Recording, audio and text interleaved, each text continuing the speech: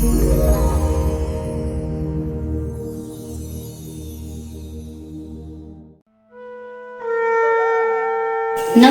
भक्तों, क्या आपने कभी सोचा है कुछ लोग कम कमाते हुए भी हमेशा खुश और संतुष्ट क्यों रहते हैं, जबकि कुछ लोग करोड़ों कमाकर भी परेशान रहते हैं। आखिर ऐसा क्या है जिसे बरकत कहा जाता है?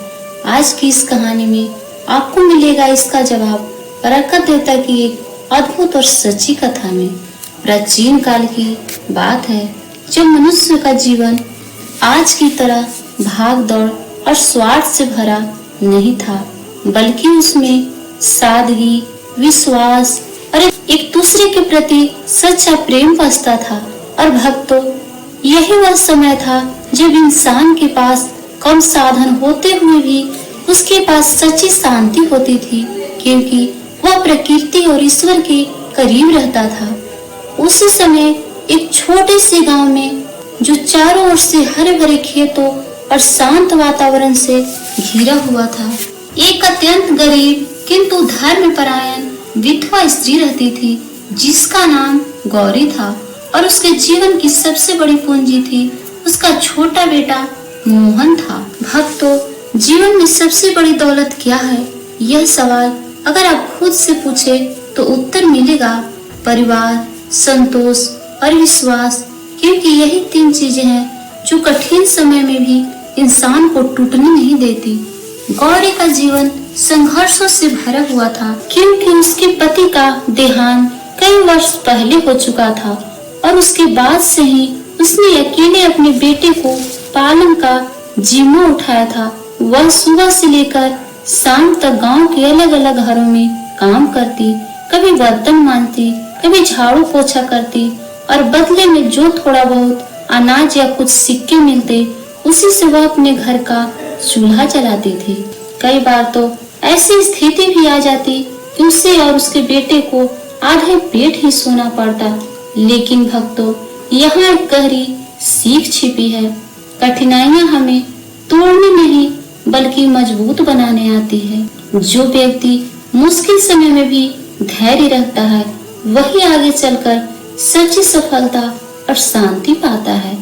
फिर भी गौरी के चेहरे पर कभी शिकायत नहीं होती, क्योंकि उसने जीवन की कठिनाइयों को स्वीकार कर लिया था और वह मानती थी कि ईश्वर हर परीक्षा के पीछे कोई न कोई कारण अवश्य रहते हैं। भक्तों, जब हम जीवन की हर घटना को ईश्वर की इच्छा मानकर स्वीकार कर लेते हैं, तब हमारे मन से डर और चिंता अपने आप खत्म होने लगती है। इन सब कठिन परिस्थितियों के बावजूद गौरी के जीवन में एक ऐसा नियम था जिसे उसने कभी नहीं छोड़ा, और वह था हर दिन अपने हिस्से में से थोड़ा सा अन्न अलग निकाल कर किसी जरूरतमंद को देना। भक्तों, देने की आदत ही इंसान को महान बनाती है, क्योंकि जो केवल अपने लिए जीता है वह कभी संतुष्ट नहीं रह सकता।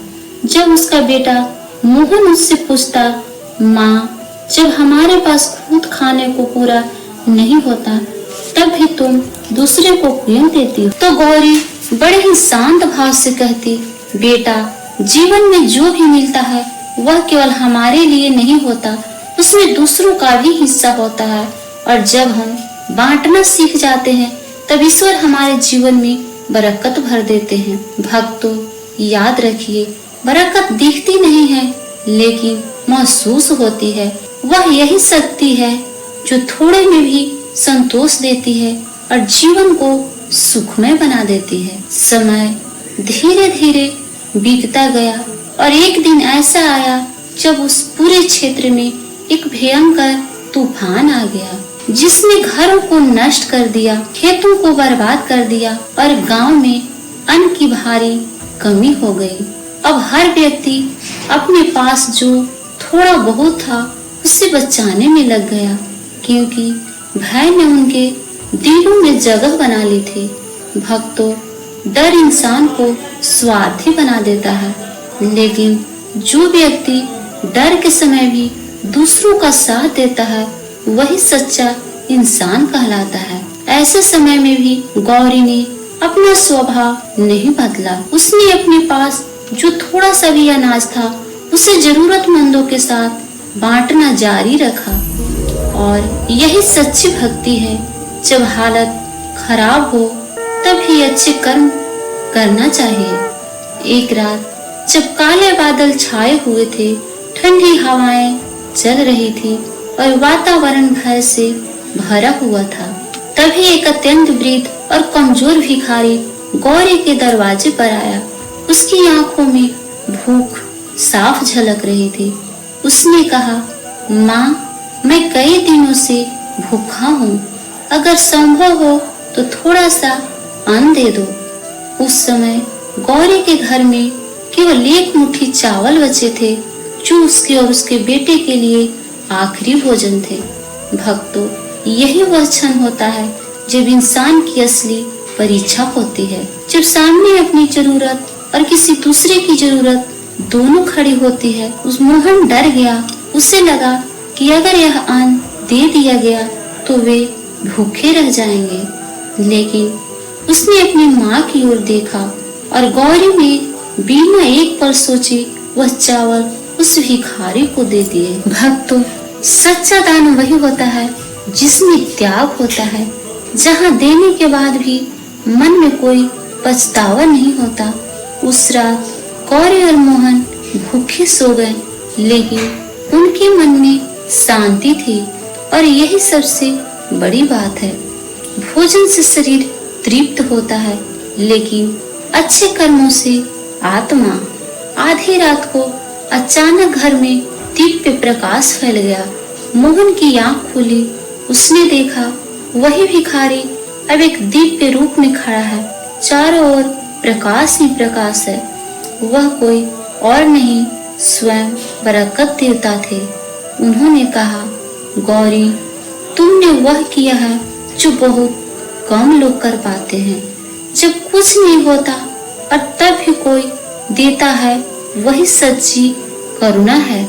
भक्तों, ईश्वर हमारे कर्मों को हमेशा देखते हैं और सही समय आने पर उसका फल अवश्य देते हैं। देवता ने एक मटका दिया और कहा, इसमें जितना अन्न डालोगी वह कभी खत्म नहीं होगा, लेकिन यह तभी तक रहेगा जब तक तुम इसे बांटती रहोगी। भक्तों, यह बहुत गहरी बात है। बरकत कभी संग्रह करने से नहीं, बल्कि बांटने से होती है। अगले दिन से गौरी का जीवन बदल गया। उसका मटका कभी खाली नहीं होता और पूरे गांव में कोई भूखा नहीं सोता। लेकिन जहां अच्छाई होती है वहां ईर्ष्या भी जन्म लेती है। गांव में एक लालची व्यक्ति था, भानु। उसने सोचा कि यह मटका उसके पास आ जाए और एक रात वह मटका चुरा ले गया। भक्तों, लालच इंसान की सोच को अंधा कर देता है। वह यह नहीं देख पाता कि जो चीज किसी और के लिए वरदान है वह उसके लिए अभिशाप भी बन सकती है। भानु ने मटका इस्तेमाल किया, लेकिन कुछ नहीं हुआ, बल्कि उसका अपना अन्न भी खराब होने लगा।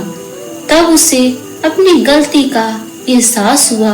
वह रोता हुआ गौरी के पास आया। गौरी ने उसे माफ कर दिया। भक्तों, क्षमा सबसे बड़ी शक्ति है। जो क्षमा कर सकता है वही सच्चा महान होता है।